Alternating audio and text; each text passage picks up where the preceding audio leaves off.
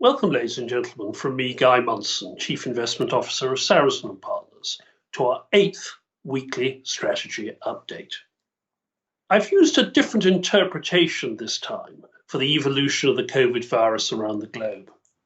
And it reflects really a week where many governments around the world, many states across the US, appear to be looking at opening up, setting timetables, beginning to relax lockdown procedures. As President Trump said, we've got to get our country open, and we have to get it open soon. But there is a price to pay for this. And in this chart from the Institute of Health Metrics and Evaluation, part of Washington University, a big influence on White House thinking, you can see the slightly depressing chart of deaths per day. And you can see the uptick just in the last week or two, and the high upside to the projections going forward, which shows this is not a risk-free outcome. The Institute well described this in their text, or their quote below. We collectively are now entering a phase of the COVID-19 pandemic where more locations are easing, previously implemented social distancing policies and human mobility patterns are trending upward, even in places where distancing measures still remain in place. Testing has scaled up in many of the parts of the world, but such progress has been uneven and is not keeping pace with the growing demands for lifting business and gathering restrictions. You can see why this pressure is building. I showed you this chart last week. It's our own forecasts, which are dramatically lower for world GDP and all the regional country GDP numbers. This has been graphically illustrated this morning by the Bank of England, Andrew Bailey in the MPC report, the Monetary Policy Committee report, suggesting the UK might face a 14% drop in GDP, 9% unemployment, and see inflation dip dangerously close to zero. So the pressure to open up is clear everywhere. You can see it dramatically in the UK data. In very sensitive areas like car registrations on the left of the chart, you can see a fall of almost 97%. The last time this number of cars was sold in Britain was 1946. You can also see the cost. On the right, if you look above that black arrow, 80% of British businesses have applied for the coronavirus job retention scheme, 95% of those that have temporarily closed. And you can see across the right the very high utilisation of all the government programmes. This is good in one sense, but hugely costly in another. On a different front, another piece of challenging news over the week. The German Constitutional Court, seen issuing their decision in the picture on the left, introduced a new source of uncertainty for the European periphery.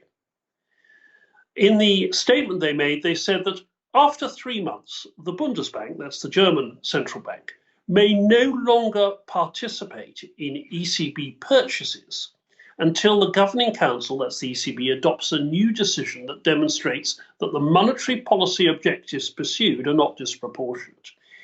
Now, this isn't fatal. It throws a small spanner in the works, but it's not helpful at a time where governments and central banks in particular are having to show huge commitments to recovery from the virus. It also exacerbates a worry we have for the Eurozone, that there's going to be hugely unequal outcomes at the end of this. You can look at purchasing manager indices, which look at business confidence. The worst numbers are in Spain, then Italy, then France, then Germany. And you'd think Germany, with their big industrial base, would actually be at the bottom. That possibility that you get huge distortion in the outcomes, with disparities favouring Germany and penalising the periphery, is beginning to put pressure on this Italian-German bond yield spreads on the right, which I have worried about before. For the week, this bad economic data impacted stock markets, and you can see on the left that both world equities, EM equities, and UK equities were weaker, down 3 or 4%, still up 5% on the month. Gold continued to rally modestly, and gilts continued to decline. A lot of this was, of course, helped by huge stimulus from the central banks, which have been supporting global markets. And we heard that there was new stimulus likely to be announced from the Federal Reserve. In the Bank of England report this morning, 2 members of the MPC voted for an extra 100 billion of QE. And yes, the Bank of Japan themselves came in with unlimited potential buying. So that stimulus still there. 2 pieces of good news, though, for markets. On the first slide, on the first panel of the next slide, this came out of the MPC's report. You can see in that top left-hand slide, that blue line, that is issuance of investment grade bonds, which has picked up sharply. That means bigger companies are getting access to emergency funding. It's not the case for weaker, but that is a big positive development. On the right-hand side, you can also see that Bank of England measures have stabilised the rather alarming spreads that were beginning to get a grip on the gilt market a few weeks ago. So the bond market in surprisingly good health and helping direct funds to needy British and global companies.